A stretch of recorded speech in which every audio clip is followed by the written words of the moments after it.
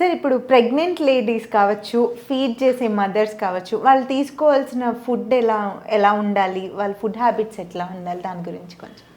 Antenatal period అంటే శిశువు గర్భంలో ఉన్నప్పటి నుంచే పీరియాట్రిక్ కేర్ అనేది మొదలవుతుంది. ఓకే.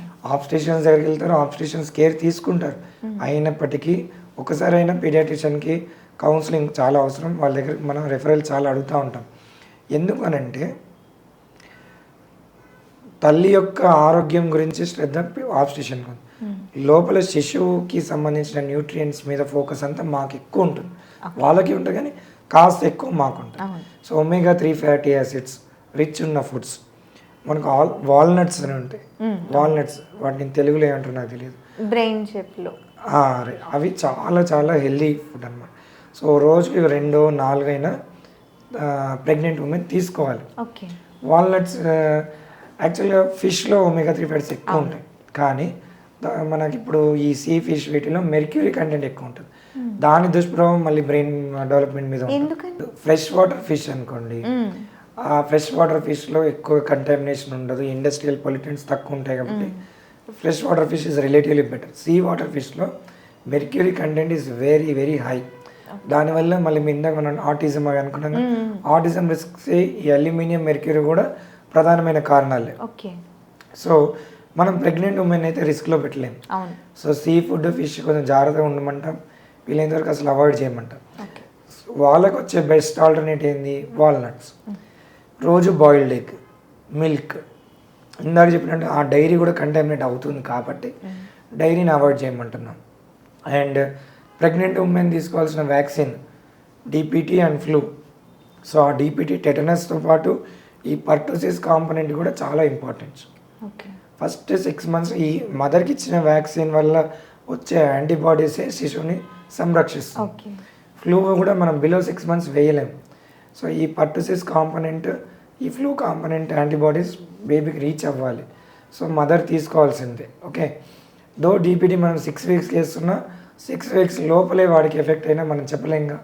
సో మదర్ వేసుకున్నా అనుకోండి వ్యాక్సిన్, బేబీకి ఆటోమేటిక్గా యాంటీబాడీస్ మదర్ ద్వారా వెళ్ళిపోతాయి. సో పౌష్టికాహారం ఎట్లయితే మదర్ తీసుకుంటుందో వ్యాక్సిన్ తీసుకుంటే కూడా న్యూట్రియంట్స్ యాంటీబాడీస్ రెండు బేబీకి చేరాలి. ఓకే. నెక్స్ట్ ఈ మదర్ ఫీడ్ ఇచ్చే టైంలో ప్రెగ్నెంట్లో అయినా సరే కాస్త క్యాలరీస్ ప్రోటీన్స్ ఎక్కువ పరిమాణంలో ఉండాలి. 500 calories ఎక్కువ, 50 grams ప్రోటీన్ ఎక్కువ అలా చెప్తూ ఉంటాను.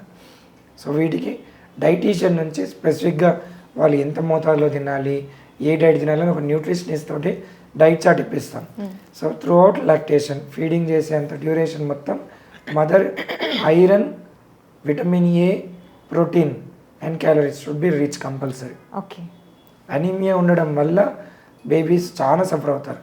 Vitamin D, iron, folic acid ఈ ఎవరైనా న్యూట్రియంట్స్ లేకపోతే బేబీస్ డెవలప్మెంట్ కూడా చాలా దెబ్బతింటుంది. ఓకే. మనం మరి డైరీ నుంచి పాల నుంచి వచ్చే కాల్షియం అవన్నీ మనం ఎలా కవర్ చేయొచ్చు? కరెక్ట్. సో మనకు ప్రత్యామ్నాయం ఏంటి అంటే డైరీ లేకుండా నువ్వుల్లో కాల్షియం పాల కన్నా ఎక్కువ ఉంది. ఓకే. ఒక నువ్వుల లడ్డు తింటే చాలా, ఒక గ్లాస్ పాలు లేకపోయినా పర్వాలేదు. అవునా? అసలు పాలు లేకపోయినా మనం టోటల్ వెజ్జీ లాగా అయిపోయి, వేగన్ లాగా అయిపోయి నువ్వుల లడ్డు, రాగి లడ్డుతో పని కానీ చేయొచ్చు. ఈ పాల వల్ల వచ్చే బెనిఫిట్స్ని ఈ మనము ఈ నువ్వుల లడ్డు, రాగితోని సరిసమానంగా ఇంకా ఎక్కువైన బెనిఫిట్స్ పొందొచ్చు. Okay. So don't worry about this. డైరీని తాగకపోవడమే మంచిది అనే రోజులు వచ్చాయి. మీకు మంచి ఆవు హంపున్నా ఉంటాం, గిరి ఆవులు అంటాం, A2 మిల్క్ ప్రొడ్యూస్ చేస్తాం. అలాంటి గిరి ఆవులు, మంచి పౌష్టికాహారం ఇచ్చిన ఆవులు, అలా మీకు సోర్స్ ఉంది అంటే తీసుకోండి, నేను వద్దనట్లేదు. అలాంటి సోర్స్ లేనప్పుడు మాత్రం రిస్క్ తీసుకోవద్దంట. మామూలుగా నాకు పర్సనలీ నాకు చిన్నప్పటి నుంచి మిల్క్ ప్రొడక్ట్స్ ఏం తీసుకోను సార్. మా మమ్మీ అంటూ ఉండేది హైట్ అందుకే పెరగలేదు నువ్వు అనేది. సో మిల్క్ అనేది డెఫినెట్లీ మనకు మన యొక్క డైట్లో ఒక భాగం అయిపోయింది. ఇప్పుడు 1983కి పైన అసలు పాలు చాలా స్వచ్ఛంగా ఉండేది. మనకు ఒక మిల్క్ ఫెమైన్ అంటే ఒక కరువు వచ్చింది, పాల కరువు వచ్చింది. అప్పుడు ఏం చేశారు, మన ఇండియాలో ఉండే ఆవులను తీసుకొని ఆ జెర్సీ ఆవులు ఇప్పుడు మొత్తం అంతా అవే క్రాస్ బ్రీడింగ్ చేయడం వల్ల మన ఇండియన్స్కి జెనెటిక్స్కి సూటబుల్ ఉండే మిల్క్ ఆల్టర్ అయిపోయింది. సో ఈ క్రాస్ బ్రీడింగ్ వల్ల ఇప్పుడు ప్రొడ్యూస్ చేసే మిల్క్ మనకు సూటబుల్ అవ్వట్లేదు. So this is called cow milk protein intolerance. Okay. దీనివల్ల మనకు బాగా గ్యాస్ ఇష్యూస్ రావడం, పొట్ట ఉబ్బరంగా ఉండడం, ఒళ్ళు నొప్పులు ఉండడం, ఇవన్నీ రకాల. So this is milk protein ఇంటాలరెన్సే మనం ఫంక్షనల్ జిఐ డిజార్డర్స్ కింద డిస్కస్ చేస్తాం. సో బెటర్ అవాయిడ్ చేయమని చెప్తాం. మంచి సోర్స్ ఇలాంటి గిరియావులు, ఇంకా మన నెల్లూరు పోతే అటుకొని పోతే ఉంటాయి, అక్కడక్కడ ఉన్నాయి.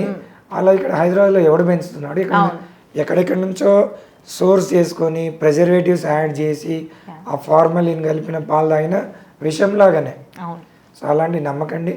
నిజమైన ఎవరికైనా ఫామ్ హౌస్ ఉంది, ఫ్రీ గ్రేజింగ్ ఉంది, మంచి ఆవులు గిరావులు ఉన్నాయి అంటే మీరు యూజ్ చేసుకోవచ్చు. సార్, ప్రెగ్నెంట్ లేడీస్ తీసుకోవాల్సిన డైట్ గురించి చాలా బాగా చెప్పారు. అట్లాగే ఇప్పుడు ఫీడ్ చేసే మదర్స్ ఉన్నారు, వాళ్ళు 6 months వరకు ఫీడ్ చేసిన తర్వాత కూడా చేయొచ్చా? ఎక్కువ రోజులు చేస్తే ఏమన్నా ప్రాబ్లం అవుతుందా? అంటే 1 year 2 years స్కూల్కి వెళ్ళి వచ్చి పాలు తాగే పిల్లల్ని కూడా మనం చూసాం. తల్లిపాలు ఎలా డిజైన్ చేశాడు భగవంతుడు అంటే, బాబు వాడు ఏ స్టేజ్, పిల్లోడు ఏ స్టేజ్ ఉంటే ఆ స్టేజ్కి వాడికి ఎన్ని క్యాలరీస్ కావాలి, వాడికి ఎంత ప్రోటీన్ కావాలి, ఇవన్నీ ఎవరు మెజర్ చేస్తున్నారు? అంత మెజర్డ్ క్వాంటిటీలో తల్లి నుంచి మిల్క్ ఆటోమేటిక్గా ప్రొడ్యూస్ అవుతాయి. ఒక ప్రీటర్మ్ నెలలు నిండక ముందు పుట్టిన పిల్లోడికి సంబంధించిన మిల్క్ ఎలా ఉండాలి, టర్మ్ బేబీకి ఎలా ఉండాలి, వాడు 6 months వస్తుంటే ఎలా ఉండాలి పాలు, ఇవన్నీ ఆటో మోడ్లో ఉంటాయి. చాలా భగవంతుడు ఆయన యొక్క సృష్టి మహిమ. నేను కొంచెం స్పిరిచువల్ కాబట్టి భగవంతుడు అనే వర్డ్ యూజ్ చేస్తాం. సైంటిఫికల్గా కూడా ఇట్స్ వెల్ ప్రూవెన్ దట్ ఆ స్టేజ్కి తగ్గట్టు పాల యొక్క composition well designed by the mother. మీరు ఈ ఫార్ములా డబ్బాలు కానీ ఆవు కానీ ఎలా, అసలు వీడుండే 1 month బేబీకి ఏదో ఏజ్ ఉన్న ఆవు నుంచి వచ్చే పాలు కూడా ఎలా సింక్ అవుతాయి? సింక్ అవ్వదు. సో మనకి 6 months వరకు తల్లి యొక్క పాలు పర్ఫెక్ట్ హోల్సమ్ డైట్ అంటాం. 6 months తర్వాత తల్లి ఇంకా ఎక్కువ సస్టైన్ చేయలేదు. తల్లి యొక్క పాలు వాని ఎదుగుదలకు సరిపోయేంత పౌష్టికాహారాన్ని ఇవ్వలేదు.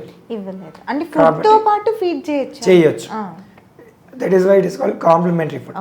ఆఫ్టర్ 1 year అసలు తల్లిపాలు అనేది ఊరికి ఒకసారి 2 సార్లు ఇవ్వమని చెప్తాం అంతే. అంతేగాని తల్లిపాల మీద మనం డిపెండ్ అవ్వకూడదు. వీడేంటి తల్లిపాలే ఎక్కువ ఇస్తున్నారు అని చెప్పి ఫుడ్ని మానేస్తూ ఉంటాం. అలా చేయకూడదు. మనం ఈవెన్ ఆఫ్టర్ 1 year పాలు ఇవ్వకపోయినా సరే సాలిడ్ అనేది ప్రధానం. 1 year లోపు పాలు ప్రధానం, సాలిడ్ అనేది కాంప్లిమెంట్. ఆఫ్టర్ 1 year సాలిడ్ ప్రధానం, పాలు అనేది complementary.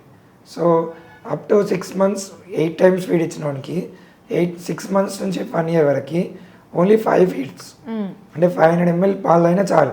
After 1 year 200 to 300 ml పాలు చాలు. ఆఫ్టర్ 2 years తల్లిపాలు ఇవ్వకపోయినా ఏం కాదు, మ్యాక్సిమం ఇస్తే 3 years. ఆ తర్వాత ఇవ్వకూడదు. ఇచ్చిన ఇద్దరికీ వేస్ట్. తల్లికి ఇవ్వడం వల్ల ఆమె న్యూట్రిషన్ లాస్, పైగా ఆడొచ్చే కొద్ది కాస్త ప్రోటీన్ వాడికి ఎటు సరిపోదు. వాడు తాగడం వల్ల సాలిడ్ రెగ్యులేట్ చేస్తాడు. దీనివల్ల వాడు అలవాటు పడిపోతాడు, మారం చేస్తాం. మనం ఇప్పుడు ఆ పాలు మాన్పించడం పెద్ద యజ్ఞమే అసలు. వాళ్ళకి మీరేం సలహాలు? స్లోగా మనం తల్లిపాలు ఇవ్వకుండా డైవర్ట్ చేసి సాలిడ్స్ ఇస్తూ వాడి పొట్ట నింపేస్తూ ఉన్నాం అనుకోండి, వాడికి పాల మీద దృష్టి తగ్గుతూ ఉంటుంది. నైట్ ఏదో సాటిస్ఫాక్షన్కి ఇవ్వచ్చు. ఇంకా బాగా మారం చేసిన వాడికి 2.5-3 yearsకి పళ్ళు వస్తూ ఉండి తల్లిని బయట చేస్తూ ఉన్నారు అన్నప్పుడు వేపాకు పెట్టి ఇంకా బాగా సతాయించేవాడికి కొన్ని మెడిసినల్స్ కూడా యూజ్ చేస్తాం. ఓకే, దీనికి మెడిసిన్స్ కూడా ఉన్నాయండి? ఆయింట్మెంట్ లాగా సార్, చేదు ఇచ్చే ointment. Okay, thank you sir.